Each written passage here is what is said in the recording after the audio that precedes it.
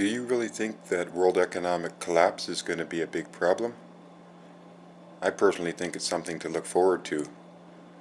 These big players who like to control the world with their money, uh, you know what their plan is, eh?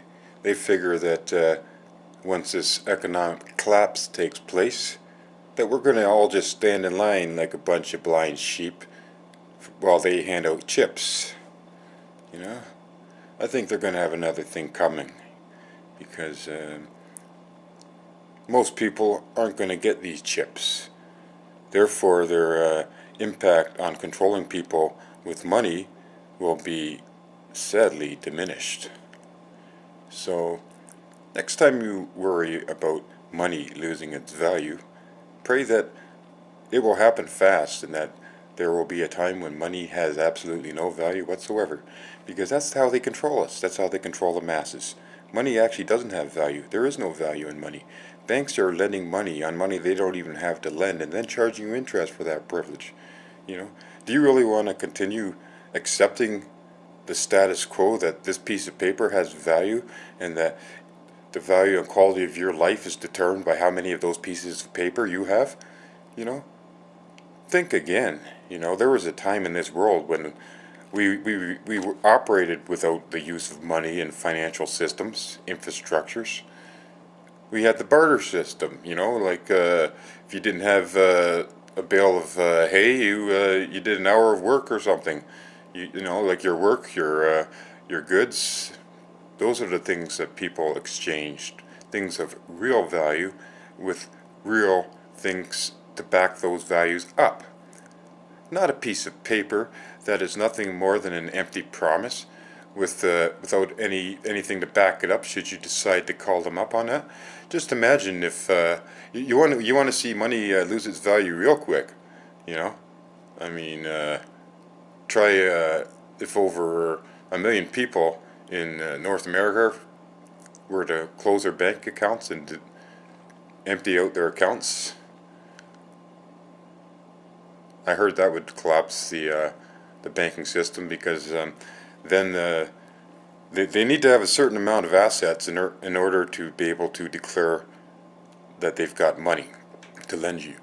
But there's no regulation in how they can do that, right? So they get, for instance, $1 billion of your money, taxpayers' money, on very small percentage of interest, and they'll turn around and have the right to be able to secure the ability to loan you 10 times that amount. So they'll borrow $1 million from you, the taxpayer, and with that $1 billion, lend out $10 billion, and you know they they're not actually handing you $10 billion in cash because it's all on the books, right? You know, it's all a number. You know, so they've through their number crunching determined that what kind of numbers they need to actually have in cash to be able to continue to finance lending. So it's something like 10 times that. You know, like at any given time, you're not going to have, if you were to go to the bank and borrow $1 million, you're not going to have $1 million in cash. You're going to have that much to spend. And for the most part, most of that's in either electronic transactions of one form or another, and you're not actually handling cash. And if the need for more cash is there, they would simply print it.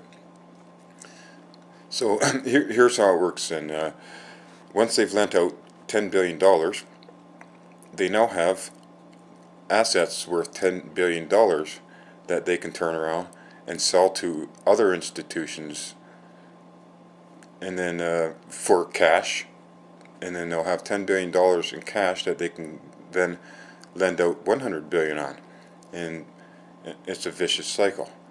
This is what basically caused what they call the economic collapse because of how a lot of the money they've been lending didn't come back, and they were actually bad loans. So it was all hinged on the asset of accounts receivable, and if the accounts receivable didn't stay viable, then the whole house of cards would collapse on itself.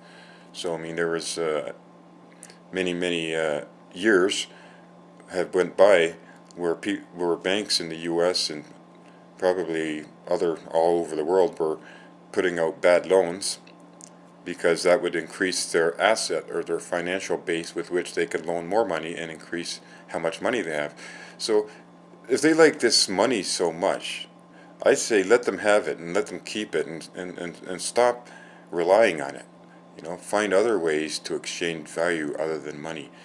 I mean, in any way that you can, because like the idea of money is only effective because of the fact that the population has been brainwashed to believe that it actually has a value and that their life revolves around the need for having enough of it. You know, we get rid of that illusion, and the people that are controlling the world will no longer have any control. Well, that's all I have to say on that subject for now, and I'll check back in when more thoughts come to me on that subject or other subjects of interest. You have a good day.